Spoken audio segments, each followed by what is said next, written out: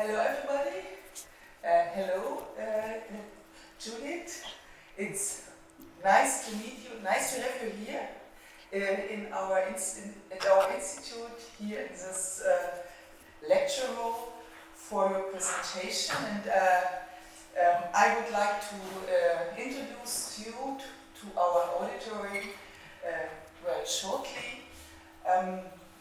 Judith Pallot had studied at the University of Leeds, then in London, and she did her PhD in Oxford, in London, and studied in Oxford, did her PhD in London, at the University College. Then after finishing her PhD, she returned to Leeds as a lecturer first in geography and Russian Russian studies before she became a professor at the Oxford University. Since many years, she is the research director of the Aleksanteri Institute in Helsinki, and this is one of the crucial places for studying and researching Central and Middle Eastern Europe and Russia, and a partner institute of our East European Institute. She has a long history with Soviet Union and Russia, has established strong relationships to Russian scholars, especially to Russian geographers in Moscow and Perm. And in this context, she wrote together with Tatiana Nefedova, I think one of the most important books on agriculture. In 2007, Russia's title, Russia's Unknown Agriculture Household Production in the Post-Soviet Countryside. She's here with another research project, a big one, and another research focus of her, that's the prison system in post-communist, communist, post-communist realm. So it's not only about Russia, you will hear about it, but also about former Yugoslavia. And in this context, for example, many texts already emerged. One of the texts is about the prison officer in post-Soviet Russia, international perspectives on prison work, and another one is Yugoslavian Penal nationalism and the politics of punishment in the contemporary Western Balkans. So we have here, in fact, a comparative perspective, and as you can see, the research was funded by the European Union. It's an RRC grant, which really is a highly prestigious grant, and the research was conducted, as if I'm right, between 2018 and 2003, so the findings are very fresh. Very welcome to our lecture, and I give the floor now to Judith.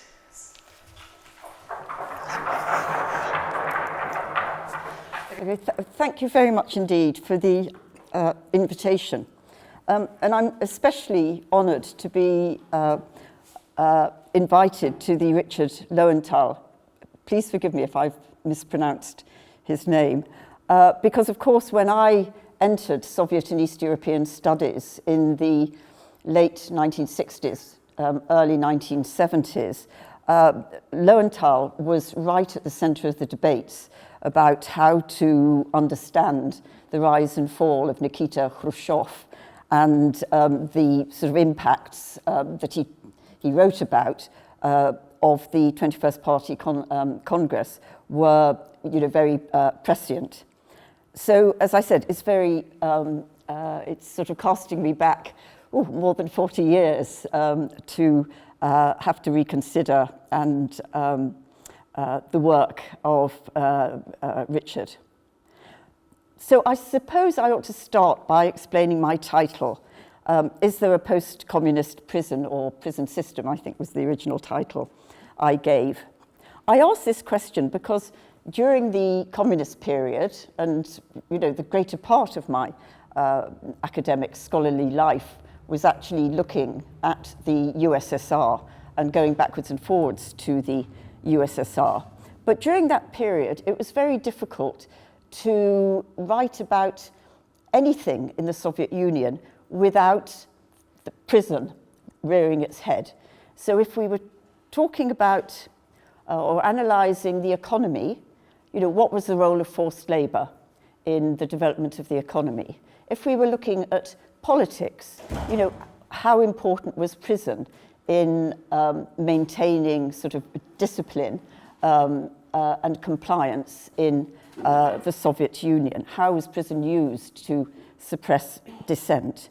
And even in literary studies, of course, the camp memoirs were very important. What the dissidents were writing were very important. So, in other words, it was very difficult to study the USSR, and the same was true to a somewhat lesser extent in Eastern Europe and in the Balkans, without engaging with the question of the prison system. And there was a good reason for this. By the end of the Soviet era, it was estimated, and I don't quite know how these sorts of estimates are made, but it's jolly useful in lectures. But anyway, it's estimated that 1 in every 4 households in the USSR had one family member at some time serve a sentence in prison or indeed die in prison. And of course, as you'll all know, it was a very distinctive prison system during the Soviet era. I'm sure you've all heard about the Gulag and learnt quite a lot about the Gulag. But of course, that was the epitome of a harsh, inhumane prison system.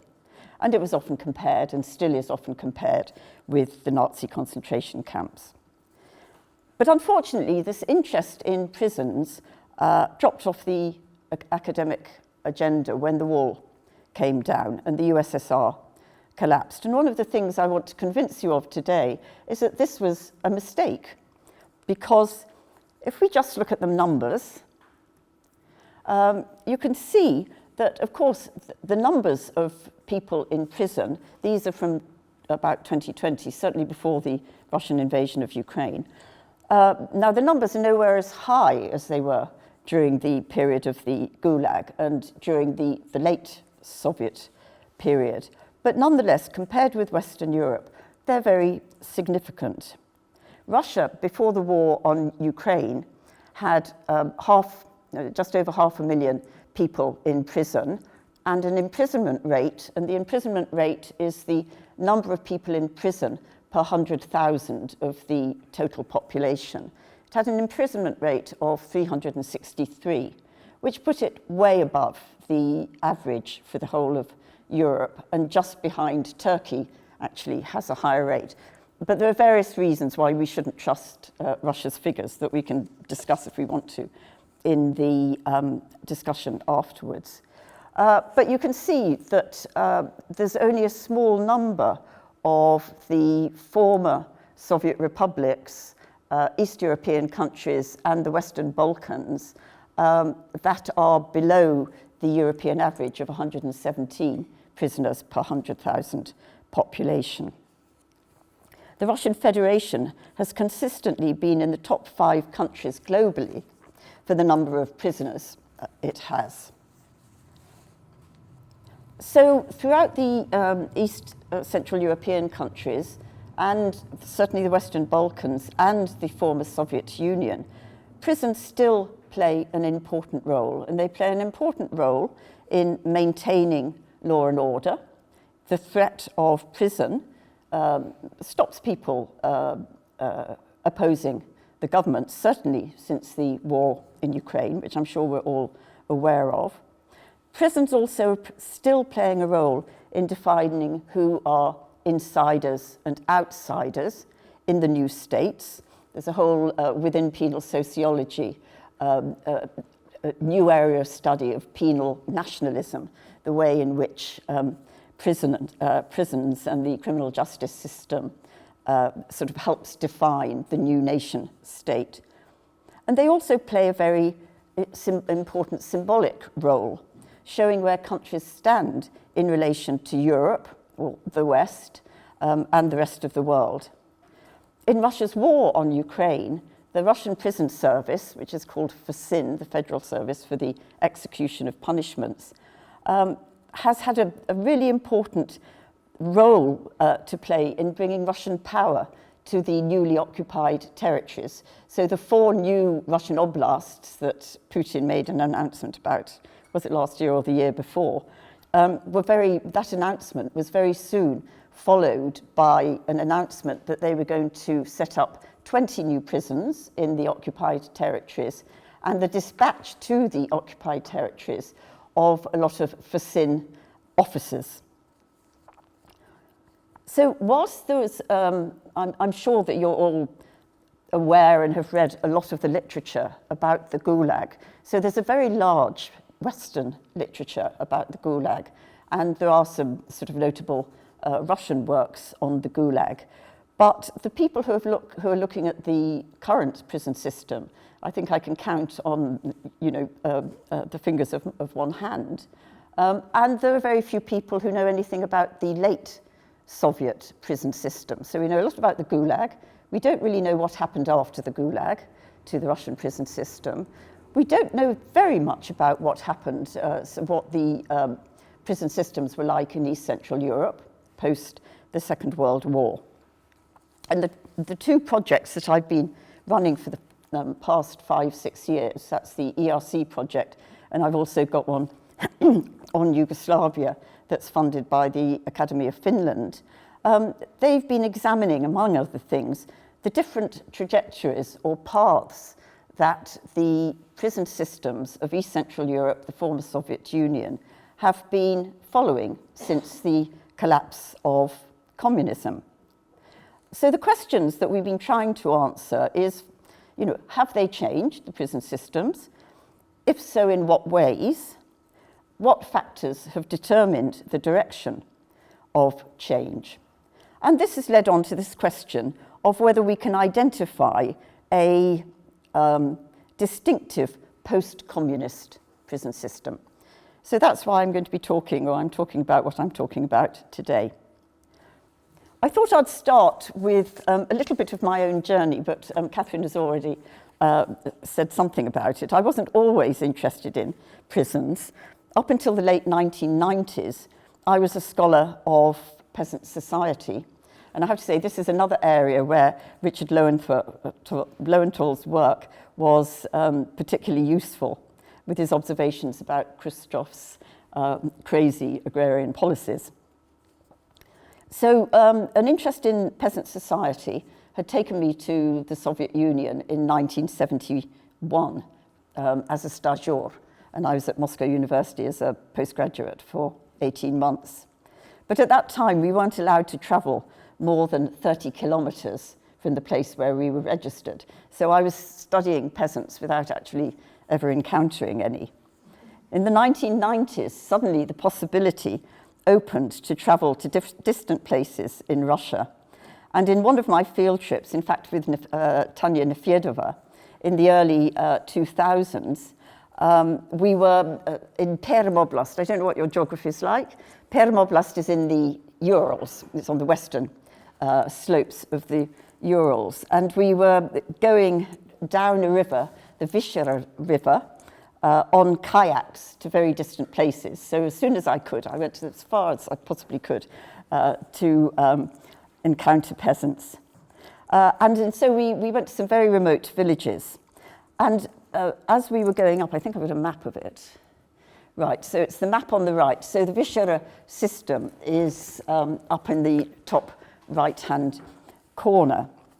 And it became obvious that actually as we were kayaking, actually I have to say I had a very nice guy from the geography department who was doing all the hard work, and I was sort of just looking from side to side. But anyway, as I was looking from side to side, it was obvious that there were a whole lot of abandoned correctional labour colonies all the way down this river. And it turned out that up until just, I think, a couple of years before, prisoners had still been being used to fell timber in the Vishera Valley. They had stopped doing it after they started negotiating a contract with Finland to sell the timber to Finland. And Finland said, we're not going to buy timber that's been harvested by prisoners. So they closed that correctional colony, that whole network of correctional colonies down the river. But over the watershed, in the next tributary along, there were still active correctional colonies. And in the next river along tributary beyond that. And I just became absolutely fascinated by this, because I think, and I don't know why we thought that, but in Soviet studies, I think we thought that after the Gulag, there'd been penal reform, we knew that. And I suspect we just thought that, labor camps using prisoners to fell timber had disappeared. And in fact, it hadn't disappeared. And I actually gave a paper at the Royal Geographical Society conference way back in the early 2000s, in which I was talking about this. And then the next day in the Daily Telegraph, it wasn't on the front page, but it was quite near the front, there was headline, Oxford professor says Gulag still exists in the USSR, in the Russian Federation. And I thought, oh, well, that's going to make me very popular indeed. But in fact, you'll find out from what I'm saying that one of the things that I argue against is the labeling of the current prison system as the neo-Gulag. And I'll be explaining to you why I think that that's a simplification. So anyway, that's why I became interested in prisons. And I've been researching, I think, ever since the early 2000s, the prison system in Russia, and I've extended that to the East Central Europe and the Balkans as well. So I'm going to start with a very, very brief history of the development of what I'm going to call the Soviet or the communist penal model. Just actually, before I do that, let me see. Yes, I just put these maps are just to show you the map on the, is it your, no, it's the map on the right, shows the distribution of the main labor camp administrations in 53 to 54. So this was at the height of the maximum extent of the Gulag. And I'll say something about the map on the left in a minute. Well, as you probably know, prior to the Bolshevik Revolution, the Russian Empire mainly used exile as its main mode of punishing offenders and political opponents. But at the end of the 19th century, the Russian Empire joined in a penal reform movement across Europe. And this was the movement that established prisons as the main, if you like, vehicle for the rehabilitation of prisoners. And Russia was very involved in international conferences that were discussing different forms of prison or different types of prison that could be used instead of exile and transportation. After the revolution, the Soviet Union very quickly diverged from the Western path. So the Western path continued to use and to understand prisons as being, if you like, the centerpiece of penal reform. In the Soviet Union, things began differently in the 1920s, but certainly they diverged enormously from the 1930s under Stalin, when the Gulag was formed. And it was, as you'll know, it was established to administer a system of forced labor camps that used penal labor to develop the economy under the 5-year plans for socialist construction. And also, the Gulag, theoretically at least, was designed to re-educate the enemies of socialism, and that is those who weren't actually executed, and to return them to Soviet society. The Gulag was a very, very complex institution. It was run by the secret police, by the NKVD, and as I said in this map, the black dots are just the headquarters, the administrations of individual labour camps. But labour camps would consist of a number of different types of facilities, which are shown in this left hand. Is it left hand for you? Yes, it is, isn't it? Yes, left hand here, which again is the north of Perm. And this is just, this map just shows all the various facilities that made up the single USOL camp, labour camp. So, you know, you've got here very different institutions within the camp, from those with the barbed wire, the fences, and so on, all the way down to a single barracks that could be, you know, hidden away in the middle of the forest, to which, you know, prisoners were moved to cut timber in a particular area. So don't think that the map on the right, you know, is showing all the facilities, far from it, that existed in the Gulag. One of the things, of course, this shows is that when we talk about, or when, you know, popular it's said that in Russia everybody is sent to Siberia to serve their sentences. During the Gulag, I mean, it was just in every single region there were camps and correctional colonies. But there was a good proportion of those in areas of continuous and discontinuous permafrost. But there weren't only labour camps, i.e. types of prisons. Of course, during the Soviet Union and right up to the end of the Soviet Union, they had the punishment of exile was still used to, as a punishment, but also to move whole social and ethnic groups who were thought to be in opposition to the communist regime.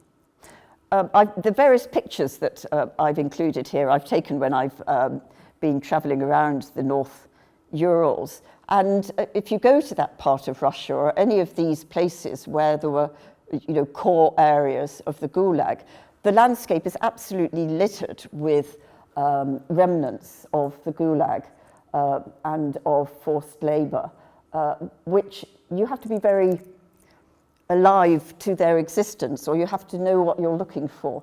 I traveled there with actually one of my postgraduate students who is a Russian herself, and she had no idea that what we were looking at, you know, was, say, an abandoned church with just a little plaque on it, and that was used as a transit camp during the period of the Gulag. And then the whole city of Berezniki in the north of Perm was all built by penal labor. So, you know, there's certain parts of Russia in the core Gulag areas where it's just all there in the landscape for you to look at. But I'm not going to talk about that anymore because I would love to, but I must get on to the actual topic I'm meant to be talking about. So after Stalin's death, the Gulag, which just means the chief administration for camps, was formally ended. And there was a reform in 1960 that was introduced, and it was an important reform because it changed some very important features of the Gulag. The spatial extent of the camps contracted inwards to a sort of penal heartland area running from the north of European Russia through the Volga-Urals area and tapering into west and east Siberia. And, you know, they left a few, what now are called correctional labor colonies, in the more remote parts of the country, as we know. You know, Navalny was sent up to Kharp in the Arctic Circle. So they institutionalized a number of practices that had developed in the Gulag, but they introduced a lot of new practices, which I'll be talking about in the moment. But there were various features of the Gulag that were passed on and continued to the end of the USSR, and indeed, to some extent, to the present day. So if we're asking whether there is a post-communist prison system, whether there are post-communist prisons, we must first be very careful about how we define or how we understand the late Soviet prison system, because that's where any legacy will come from, is what things were like in the 1970s, 1980s. And as I said before, nobody has really worked on this. They've just assumed that it was a lesser version of the Gulag, which isn't strictly true. So how was it? So the other question we need to ask is, well, how different was it from what we had in Europe in the second half of the 20th century? And I assume none of you here have had personal engagement with the prison system in Germany or any other country. But what happened after the Second World War is that prisons took what was known as the welfare turn. So they became more interested in rehabilitation, in respecting the human rights of prisoners, of trying to create in prisons a safe environment, physically, psychologically, ethically, so that prisoners would have the opportunities to concentrate on turning their lives around rather than just on surviving, which is, more or less what had been the case up to the middle of the century.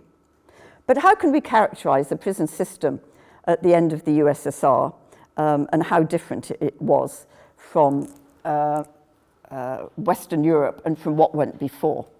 Well, firstly, just in terms of numbers, imprisonment rates were still very high.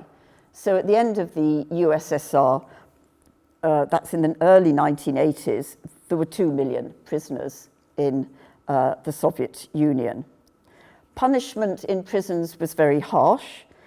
There was the death penalty still existed. In the 1980s, courts gave out 2,000 death sentences per year, but 2/3 of them were commuted to life imprisonment. Now, of course, that's nothing like the estimated 700,000 to 1 million people who we believe, were executed under Stalin. In the 1980s, they still had exile as a punishment form, and they still were locking up political opponents of the regime. The penal estate was very distinctive. Let's see. Unlike in the West, where you tend to have pre-trial prisoners in the same facility as different categories of convicted prisoners, in the USSR, there was a spatial division of labor amongst prisoners.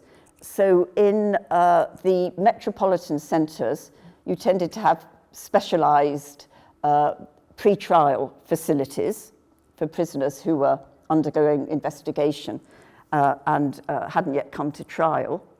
But once they were tried, they would be sent on a long transportation, the étape, to a correctional labor colony, usually in the peripheries of the state or the peripheries of an oblast.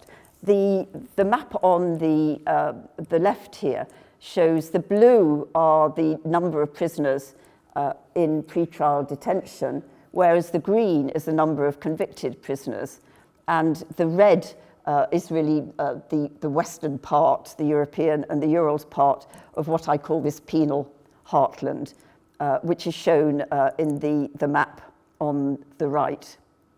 But there was a system that existed right up to the end of the USSR was really of donor and recipient regions for convicted prisoners. So in Moscow, actually there still are, 7 or 8 remand prisons, but no facilities for convicted prisoners. So all the people in the Moscow CISOs, these investigatory isolators, are usually sent on long journeys to serve their sentences in either northern Russia, the Volga-Urals region, or somewhere in Siberia.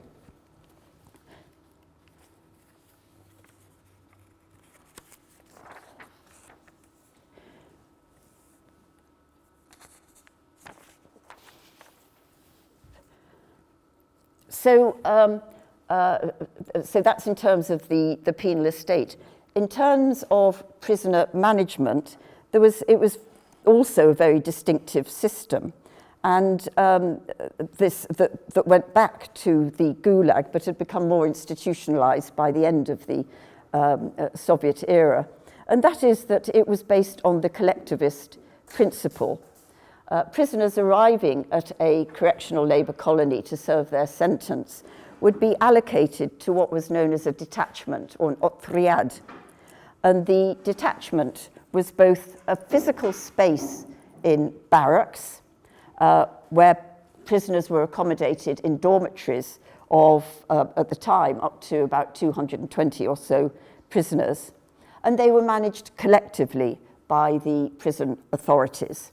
And the interventions we mean sort of rehabilitative interventions, were all collectivist. And so you'd have one otriad in socialist competition with another otriad in doing something or other, usually fulfilling labor plans. There was also a system set up of prisoner self-government. So many of the tasks that are carried out by warders and staff in Western prisons in the USSR were handed over to the prisoners themselves in correctional colonies. And the administration would appoint what I call prefects. That's like, head boy or head girl in school. You might not have them in Germany, but we did in the UK. So this would be the zavkhoz or the dnievalny, who would liaise with the officer in charge of the dormitory block. And there was a system whereby the officer in charge of the dormitory block would go home at the end of the day and leave prisoner self-government. That's 220, quite often fairly nasty felons, but there's some nice people amongst them as well. They were left in charge of their own affairs at night. And of course, this was a breeding ground for violence, bullying, intimidation, which was one of the features of the late Soviet prison. Then the other features of the late Soviet prison was that it was rehabilitation was based on labor. And all able-bodied people had to work. The prison industries were produced to state orders, and the prisoners were allocated to work brigades that again were run by and headed by a prisoner, a brigadier. And you've probably noticed that I'm using this military language because the other point about the the Soviet prison system in the late Soviet era was that it was militarized. So the guards who were up the towers with the rifles were army, were recruited, were army, is it battalions? Then the officers were, who did 5-year courses at penal academies. They had ranks of the internal service, so there was a general at the top all the way down to the lower ranks. And then the other disciplinary formation was what was known as the ORD. These are the Organization and Regime Department. And this was a sort of secret service within prisons, and it was a hangover from the NKVD, which had run the prisons during the Gulag, but it was a sort of rump of this internal secret service. And the ORD officers were responsible not just for, recruiting informants, reporting on and monitoring what prisoners were up to, but also doing the same in relation to the staff, to the prison officers. So they were sort of universally sort of hated by the rest of the prison service. So anyway, so that is how the model was characterized. So it was very different from the Western prison at the time. Now, this is what I'm describing as the Soviet or the late Soviet model after World War II was exported to the East European countries and to the Balkans. And within the USSR, it had already been exported to the non-Russian republics, the peripheral republics.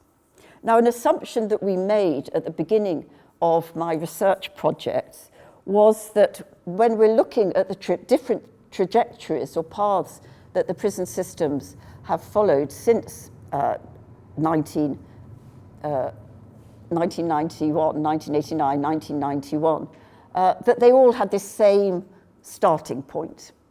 But as so often happens with research, pretty soon we were disabused of that. We'd just made a mistake. That wasn't true. The Soviet model was extremely differentiated by the end of the Soviet era in the 1970s and 80s.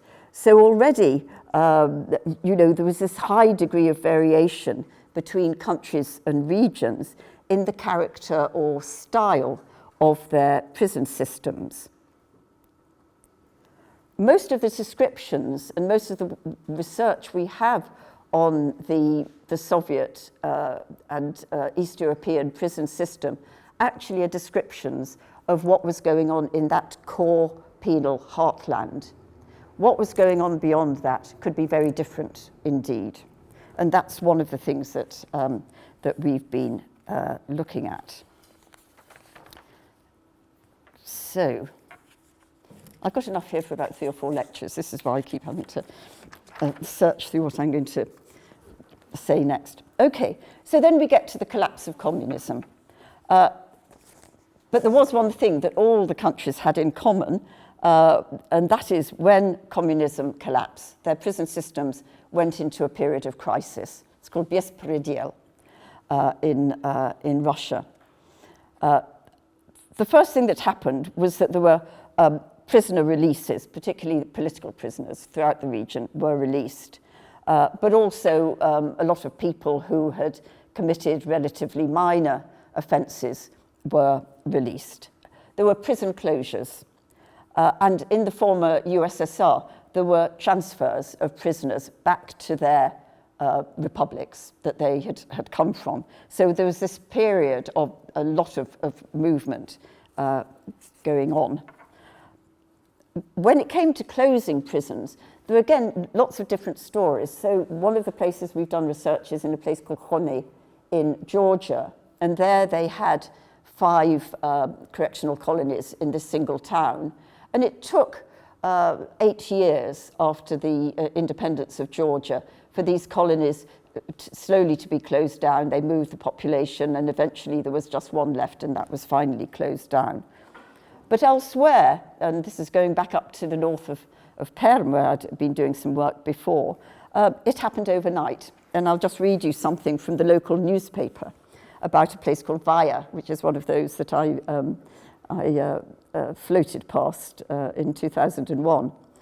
And it goes, "It was an ordinary working day in this forest settlement. Children hurried to school, adults to work, but something was strange. In Vaya's streets, there wasn't the usual column of convicts. There were no special vehicles and no enormous guard dogs. After years of running this forest settlement, the subdivision of Camp V300 had quit Vaya." So that was written in spring 1990. So this period of closures and so on was followed by a period that was associated with the crises that took place in all the countries, but all different depths of crisis, as the transition was made from the command administrative system of economic central planning to market economies. In the former Soviet Union, there was an immediate decline in prison industries because state orders just dried up. So the prisons couldn't make money by selling their orders onto the state. Budgetary transfers from central budget to prisons ceased. Prison staff were not paid. And there was a big exodus of prison staff who were attracted by work in private security industries as private security guards in the new market economy, because they all had weapons licenses, and so they moved off to protect the new economy. And so what happened was that there was a hollowing out of penal power. Now, this coincided with an increase in criminality in the 1990s, as borders were opened to organised crime networks, drug trafficking, and so on. Then there were wars and conflicts that produced a lot of prisoners and served to delay prison reform. So there was a big demand for places in prisons, and the way most of the states responded to this was just cramming more prisoners in. So in the 1990s, there were horrendous stories about overcrowding in prisons, where prisoners were having to share bunks and sleep in succession with each other. And, you know, food was bad. Some of the prisoners we spoke to in the north of Perm said, well, what the Nationalism, what the head of the colony did was open the gates, and we had to go out and forage for mushrooms and berries in the forests and so on. So it was a very, very bad period. Lack of hygiene, stifling hot in the summer, cold in the winter, and so on.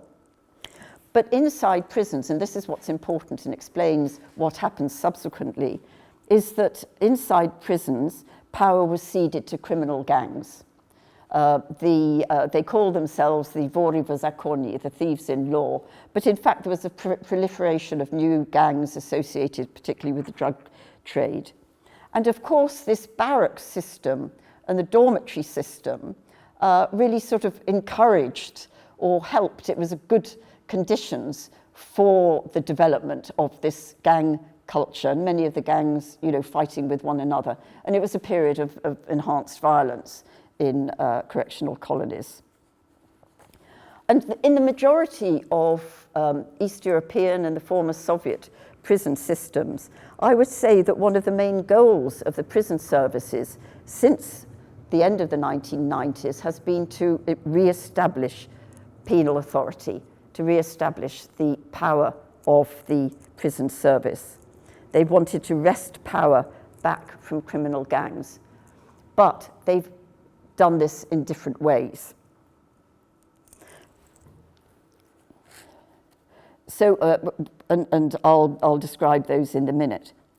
But the other thing that happened in the 1990s was that most of the European, East European countries and the former Soviet republics that are now new states in Europe applied to or responded positively to invitations to join the Council of Europe. And you'll know that the Council of Europe is not to be confused with the European Community. This is the institution set up in 1949 to defend the rule of law, human rights in the countries of Europe. And the branch of the Council of Europe that is responsible or concerned with prisons is the Committee for the Prevention of Torture that was set up in, I think it was 1987. So when countries joined the Council of Europe, their standard of human rights, the conditions of detention of the prisoners, as I've already described, in the, you know, from the 1990s, but actually going back to earlier periods, was way off the standards and norms expected by the Council of Europe and the Committee for the Prevention of Torture in Europe. So what happened when countries joined the Council of Europe was that this was, in a sense, aspirational on all parts.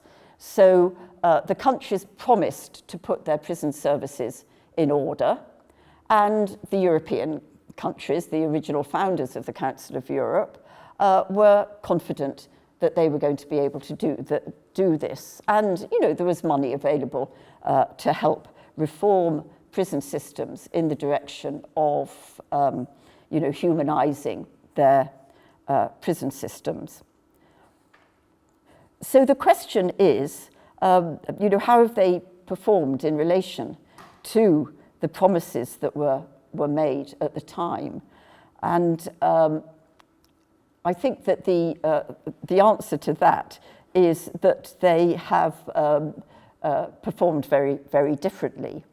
But had they all performed the same as one another, had they not gone off in some different directions, then the answer to the question about is there a post-communist prison system would be very easy. It would simply be, well, no, there isn't, because they're all becoming like Western prison systems. They're all bringing themselves in line with the norms and standards of Western prison systems.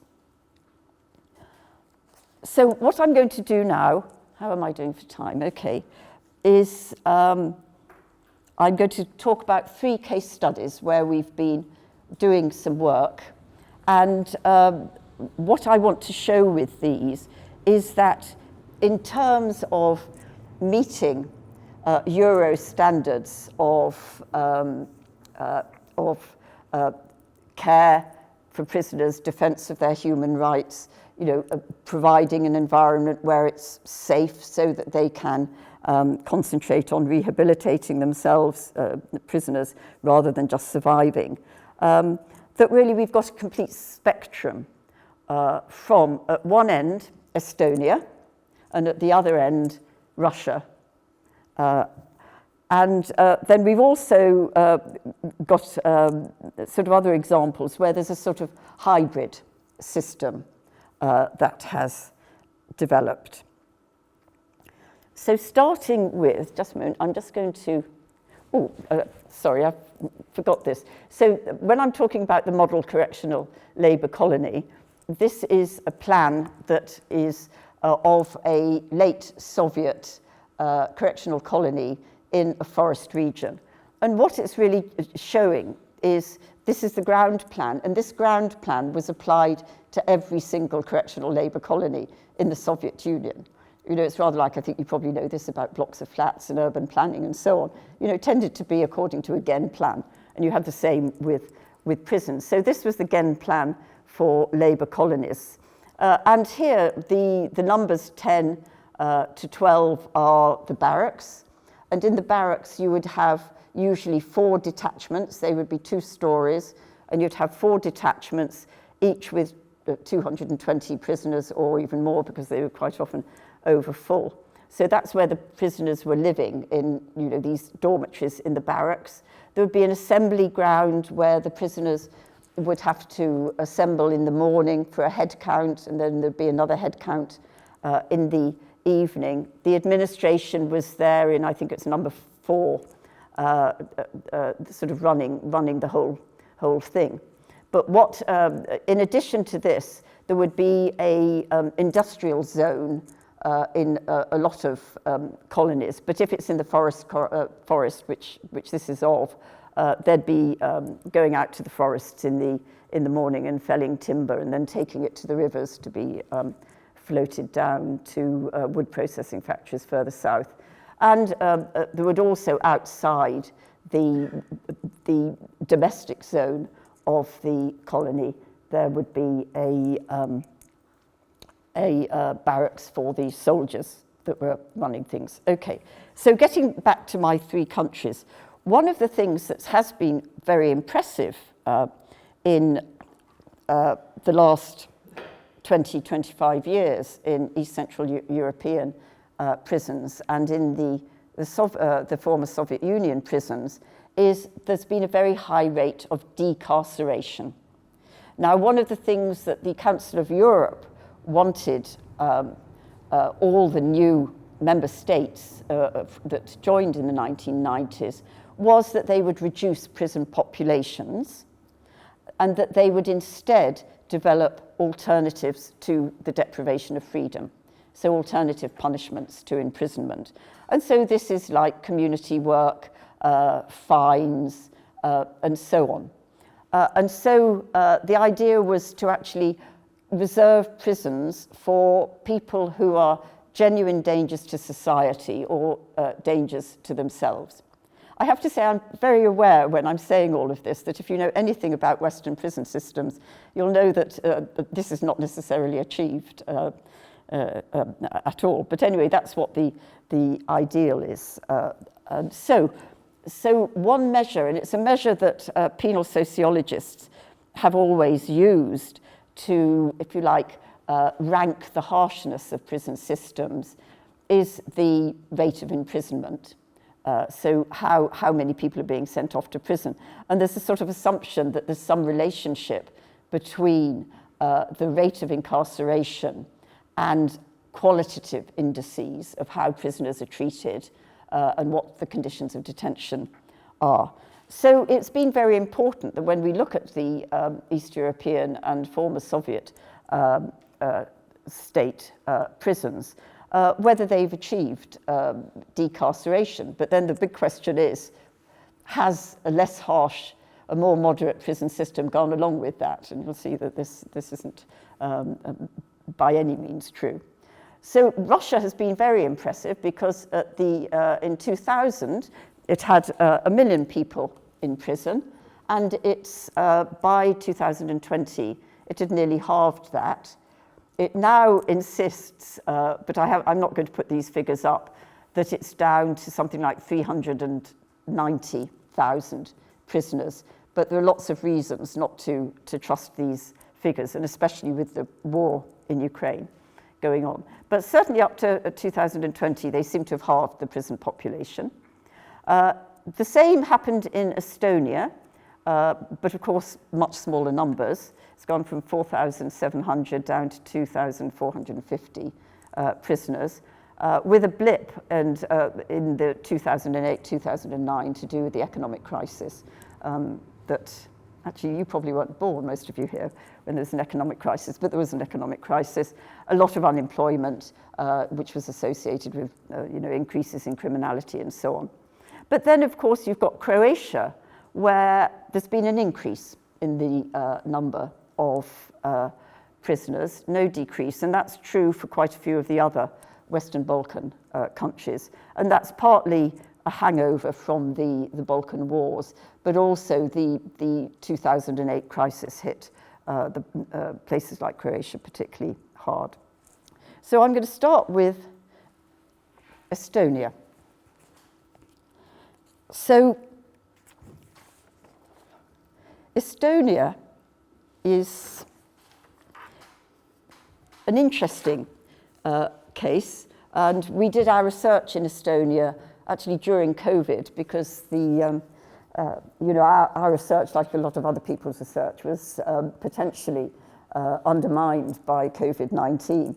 But one of the wonderful things about working with Russia and also some of these Central European countries is that they do know how to get around regulations.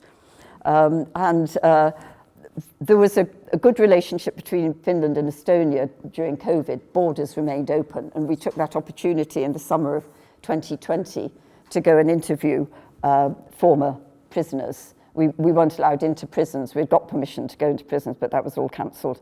But we were able to go and interview former prisoners in various parts of the country. Now, if we go back to the period when Estonia was incorporated into the USSR after World War II, you'll probably know from the history that you've done that there were mass deportations of Estonians who were believed to, and indeed were, opposing Soviet power. And they were all moved to the heartland Gulag region. So some of those villages in northern Perm were the destination of Estonians. But what people haven't written about is what happened with the rest of the prison system at home in Estonia. And what happened was that immediately after Estonia was incorporated into the Soviet Union, the Soviet prison service sent across officials and, with the model correctional colony that I've just shown you, and developed, I think it was between 10 and 20, the numbers varied over time, correctional colonies. And they effectively imposed, if you like, the model Soviet penal system. So there was this separation between pre-trial detention and where people served their sentences. So here in this picture is the Patrei prison, which is in an old fortress in Tallinn. And this is where anybody who was arrested and under investigation for criminal offences would be imprisoned, sometimes for really long periods, in the most appalling conditions. And that prison existed right up until the end of the USSR, and then was closed immediately afterwards. And then throughout the country, they developed correctional labour colonies. And the system that existed there was that the correctional labour colonies were largely meant to be for less serious offences, or medium serious offences of medium seriousness. People who committed very serious offences, murder or black market, serious black market activities and so on, were sent off to serve their sentences in the penal heartland of the Soviet Union. But what was typical for the time, and this is certainly from one of the people we interviewed, who was in prison in the 1970s, 80s, and then 90s. He had committed some pretty serious offences, but he bought his way out of it. And the point was that the governor of the prisons he was in didn't want to export him to the Russian penal heartland because they needed his labour, because all the camps were all the colonies were being judged according to the fulfilment of whatever the labour plan was. Now, what happened when Estonia got its independence was that the government saw prisons as a major item on the agenda for reform. And so right from the early 1990s, they started discussing how to reform the prison system. And they were one of the first countries to join the Council of Europe. So what they decided to do is spend a lot of money on the reform. They closed down all the correctional labour colonies and replaced them by 3, what they refer to as Euro prisons. And they did this, their explanation for doing this was that it was a necessary step towards diminishing the power of the criminal subcultures. By putting people in cells, so what was meant by a Euro prison was that you would have cellular rather than dormitory accommodation. So you would have, and this sort of comes from the Mandela rules from the Council of Europe, European prison rules, is that they strongly recommend against dormitory accommodation because dormitories can be associated with lack of privacy, with bullying, with violence, and so on. So what you can do if you have single cell accommodation is make sure your prisoners are safe at night when they're locked in and they're most vulnerable. Then during the day, the idea is that they will mix with other prisoners in what are known as association areas. So that, if you like, is the model of the Western prison. And the idea in Estonia was that by replacing the correctional colonies by these Euro prisons based on chamber or cellular accommodation, they would be able to restore power to the penal authorities and get rid of the criminal gangs. It would also break up what they refer to as the informal relationships between prisoners and staff. So that is how they described it. This is just a picture of one of the former correctional colonies that was abandoned, and there were 3 or 4 correctional colonies that were involved in quarrying. As soon as they were closed down, the quarry filled up, and now one of these correctional colonies is submerged in the water, and it's a great tourist attraction, which is helping them make money. So, anyway, the other reason that actually became very clear when we were interviewing prison officers and former prisoners is that there was a very important symbolic meaning vested in this reform. It was clear that the path it chose in Estonia was really a statement of Estonia rejoining its rightful place in Europe.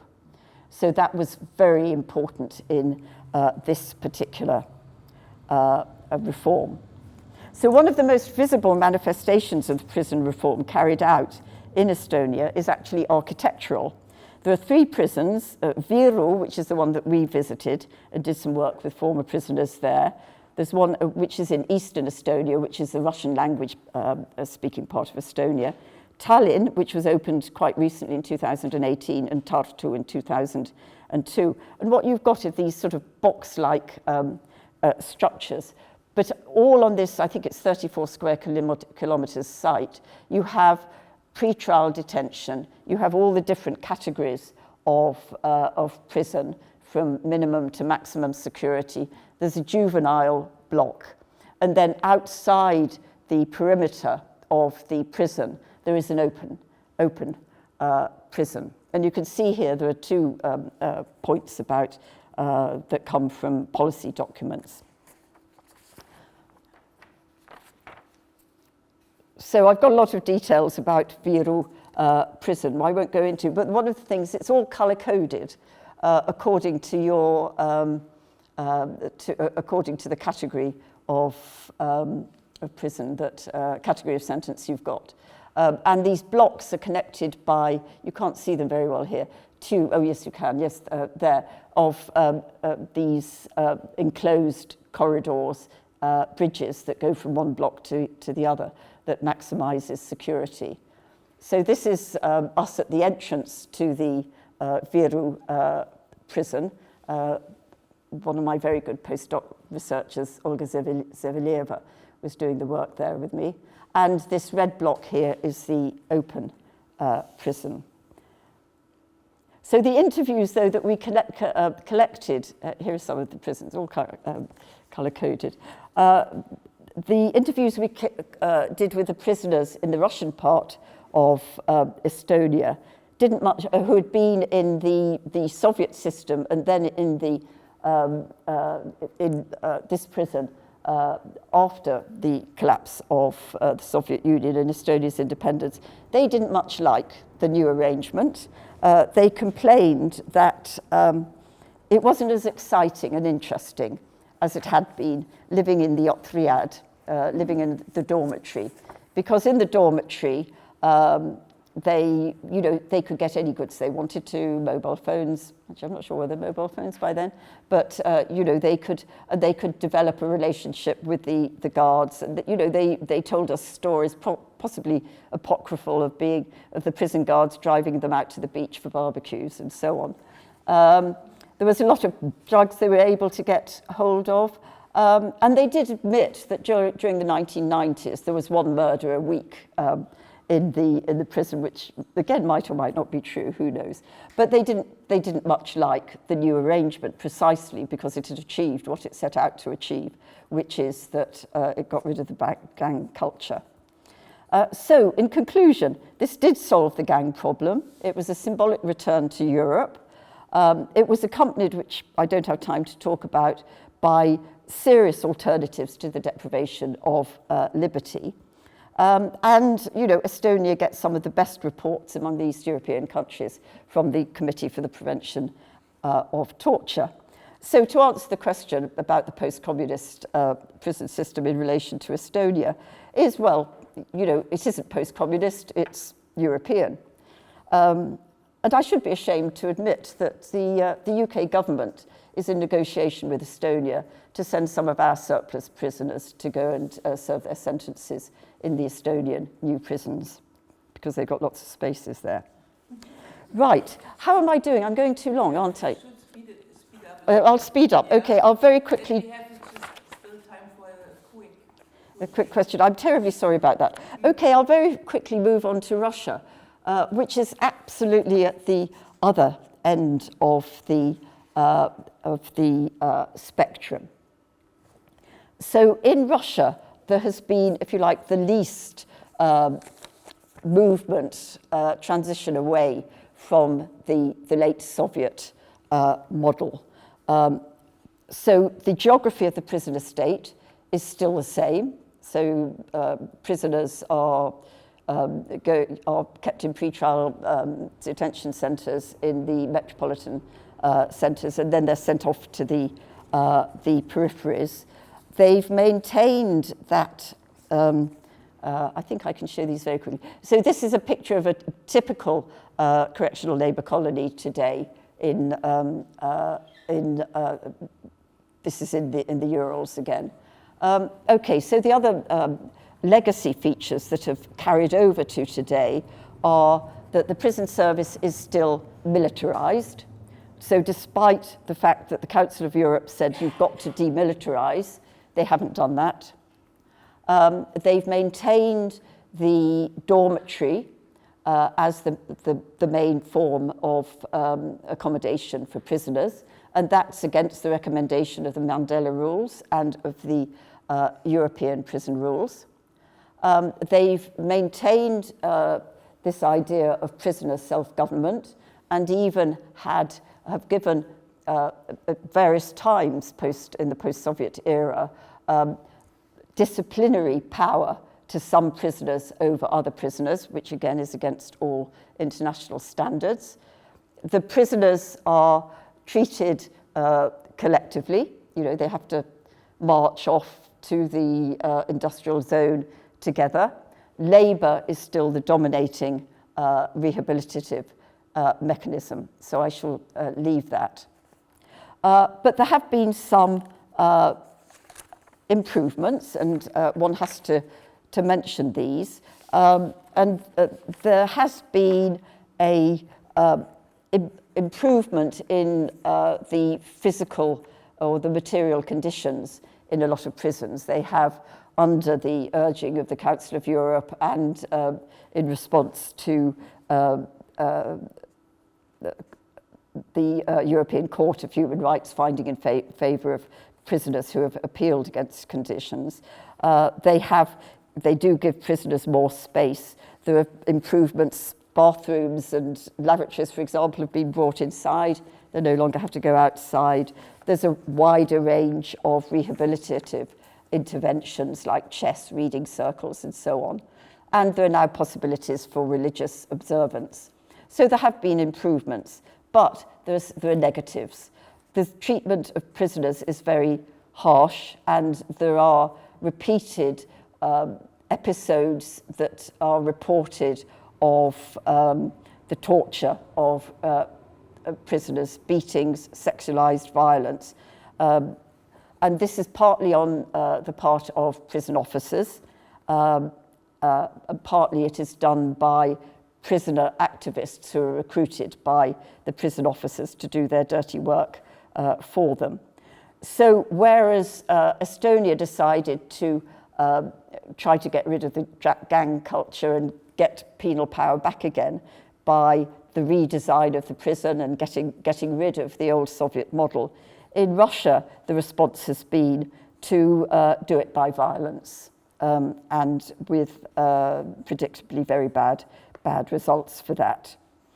So that is, that is one of the, if you like, the non-legacy features that has come along. Now, there was violence during the Soviet era, but some of the violence today appears to be, just gratuitous, but I won't go on about that. The other thing that, if you like, is new is that the degree of corruption and rent-seeking that there is in the Russian prison service.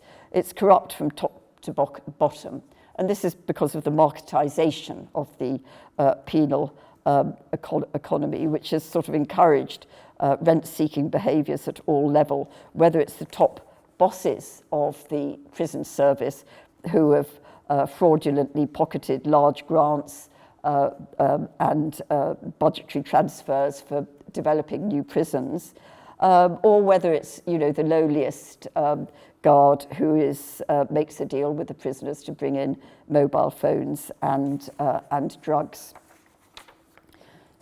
So, if we,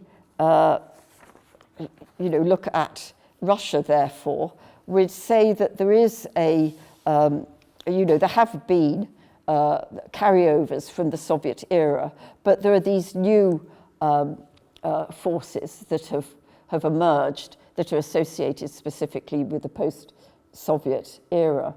And I think the clearest evidence of the failure to develop any concept of human rights in managing prisoners is in the acquiescence of the prison service to the recruitment of prisoners to fight the war in Ukraine. And we now know, just was recently reported by Medusa, that 50,000 prisoners were recruited by Prigozhin to fight with the Wagner forces, and nearly 20,000 of them died. Now, this recruitment of prisoners has been taken over by the Ministry of Defense. And although they all say it's voluntary, actually, when somebody is incarcerated, you cannot talk about any volunteering at all. So there are very strong interests against meaningful reform in the Russian prison system. Now, should I buzz very quickly, or do you want me to leave Croatia out? So my final example is Croatia, and I promise you I'm nearly finished here. And what we've got in Croatia is a hybrid system, which is very typical of Eastern Europe and the Balkans. And where it's different is that the Soviet model was exported to the East European countries and to a place like Croatia. But it was only applied in a sort of quite a minimalist way. So what you would have is, and what happened in Croatia, was that there was one correctional labor colony set up on the island of Goli Otok, which is Barren Island. And this was a correctional labor colony in this Soviet model that existed, in fact, only for about 6 or 7 years before it was closed and then transformed into a normal prison, although I would say normal in inverted commas there. The thing about, of course, Goli Otok was that it was just for political prisoners, and it was for Stalinists because it came after the break of Yugoslavia with Stalin. So what you have in Croatia was, a labor colony for a relatively short period of time, and meanwhile, they just relied on the pre-existing prison system. So Goli Otok was under the central government control. The other prisons were under local government control. And we found the same in Romania, for example. The only correctional labor colonies that were set up in Romania were those in the Danube Delta, when they were doing some outrageous economic development of the Danube Delta. But elsewhere in Romania, it was the previous pre-existing prison system. And what's very exciting about Croatia, which we went and did work there in 2022, in February 2022, is that this prison we visited called Lepoglava was built during the 19th century prison reform era on the plan of Jeremy Bentham's Panopticon. So I don't know if you know anything about Panopticon, and anybody who's read Foucault should know what I'm talking about, so I'm not going to. So this was very exciting to see this. It's a high security prison, and when we were there, so it's built all around this central atrium, off which the blocks go for the different categories of prisoners. And so there we are in the middle of a panopticon. And actually there's one in Philadelphia as well, if ever you go to Philadelphia, but these are very exciting. And so what the interesting thing about Lepoglava was already back in 1970, they were developing this prison along West European type lines. So they had already developed single cell accommodation. They began already in 1970s to work on rehabilitation programs with prisoners. And we were treated very well when we were visiting. We spoke both to prison officers, to people in the Ministry of Justice, and one of my postdocs is returning there at the end of this month to do some interviews with with prisoners. But that's going back to what I was saying before. The starting point in the case of Croatia wasn't a bit like it was in the former Soviet Union or sort of in Estonia. They'd already started to engage with the European prison reform movement back in the 1970s. And so they have single cell accommodation, association areas where they can cook for themselves. I mean, it depends on the category of prison. They have a furniture workshop. They also try to develop computer skills, so proper skills rather than just manual labor that you get in the Russian colonies. And they also have a very nice vineyard and cellar that we visited, and we came away with bottles of wine, which was very nice. Okay, so conclusion. And I am sorry that what I should have been talking about, I always do this. I left, I leave till much too late. So what I think I'm saying is that, what we've got is a series of different trajectories that have been followed, which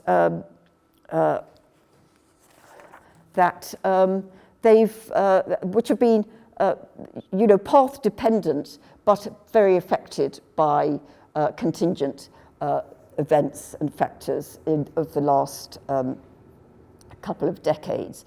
But one thing that they do have in common is that the prison has been used in new state formation.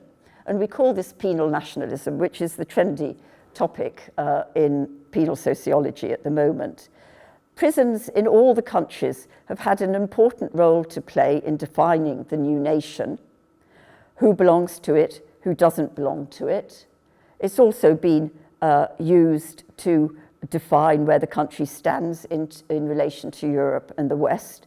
The Russians, I should say, at the moment are saying that they have a unique Eurasian type of prison, which blends elements of Asiatic punishment with European punishment. But it's also very important in setting the boundary of who is a member of the nation and who is not. And this is the guru of penal nationalism research is Jessica Evans, and this is what she means by it. So I'm going to stop there.